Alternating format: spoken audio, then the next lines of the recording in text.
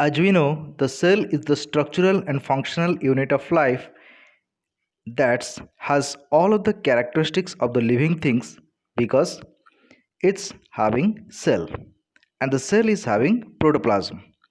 The basis of the shape of the cell which determines what its function is, different types of cells are found in nature. Ovum, sperm cells, red blood cells, neuron, smooth muscle cells, osteocytes or bone cells, like that, white blood cells. So different types of the cells, different shapes and size of the cells are found. So you can say is a cell is the smallest unit that is capable of performing life functions that has all of the characteristics of the living things.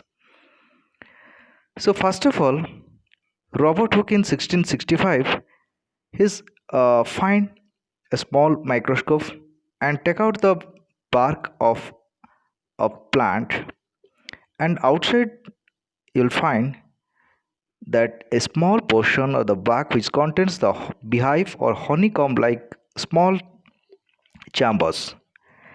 So he is named these chambers which are found in the dead cell, mostly in the bark shell of the dead outer covering. He named it as cell, and that cell is found everywhere, which are the dead cells. But nowadays the living cells existed. English physicist, mathematician and inventor, in 1665 he described his microscopic observations of the plant tissues. Robert Hooke 1665 he coined the term cell. Hooke used the microscope and looked at the dead cells, and he prepared the thin sections of the cork for viewing, and he has published a book known as Micrographia by using the phase contrast microscope. He has published this and written all his research findings. He died in 1703. If we take out the onion peel, we'll find this onion cell, cell wall, nucleus, cytoplasm and vacuole, which is in this. And the picture under microscope will observe, we'll find these chambers and the nucleus which is centrally located. If microscopic picture, if we'll verify, if we'll search, then you'll find like this structure. So it contains cell wall, cell membrane, nucleus and cytoplasm. Then cell theory is proposed by three scientists, mostly Matthew Skinner, Theodore Skinner. Matthew Skinner, Theodore Skinner. So Skinner, Skeldon and Purkinje. These three proposed three distinct theories known as cell theory. All cells carry on life activities, the structure and function. So we can say it's structural and functional unit of life. The cell theory composed of three components. All organisms are composed of one or more cells, that's Skeldon and Scannon, 1838. The cell is the basic unit of life in all living things. As per Purkinje, 1955, the living cell existed from the pre-existing cells. As per the modern cell theory, it has four postulates as such. They are: the cell contains hereditary information, the DNA is passed on from cell to cell during the cell division. Second, all cells are basically the same in chemical composition and metabolic activities. All basic chemical and physiological functions are carried out inside the cells, that is movement, digestion, etc. Cell activity depends on the activities of subcellular structures within the cell. There's organelles, nucleus, etc. If we'll go out, find the structure of amoeba, we find that it's unicellular, that is a single cell present in amoeba, but all these life process that is maintained in this single cell.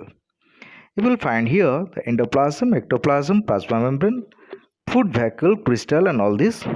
Most important is here three types of vacuoles are found.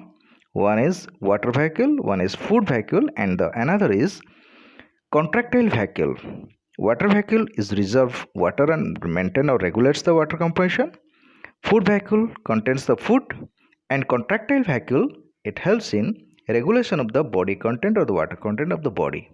If the total body expulse is known as diastolic size, that should be contracted and by this contractile vacuole only. So after that you'll find here different cells you can find. This is the bacterial cell you can see. This contains outer capsular layer in the cell wall, the plasma membrane, cytoplasm, ribosomes, plasmids and pils are there, pili. So here one antenna-like structure is there, and here you can see these bacterial cells. And after that many cells also found here like iloidea leaf cells, nerve cells, amoeba proteus, the single unicellular cells, RBC or red blood cells or red blood corpuscles you can find here. All these are the different varieties of the types of the cells. These are the uni and multicellular cells. The nerve cell is the longest cell in our body.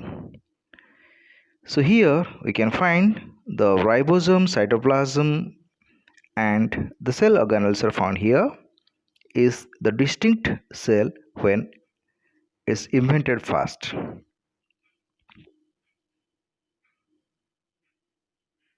So here we can find two types of the cell. One is prokaryotic, second is eukaryotic. Prokaryotic cells and eukaryotic cell, if you'll find the difference, pro means primitive, karyotes means nucleus. It's having not distinct but a primitive nucleus and cell membrane, cell organelles like that. If primitive weight is present, not well confined, then it is prokaryotics. If true nucleus is present and well confined nucleus is present with all the cell organelles, these are always floating in the cytoplasm, it is called as eukaryotic. So prokaryotic is the primitive one, eukaryotic is the latest or the recent one, is the developed one. Animals and plant cells are there. So if you find two types of the cells, plant cell and animal cell. Plant cell is rectangular and animal cell is spherical in structure. So total descriptive knowledge of the animal and plant cell will be later on while studying in this chapter.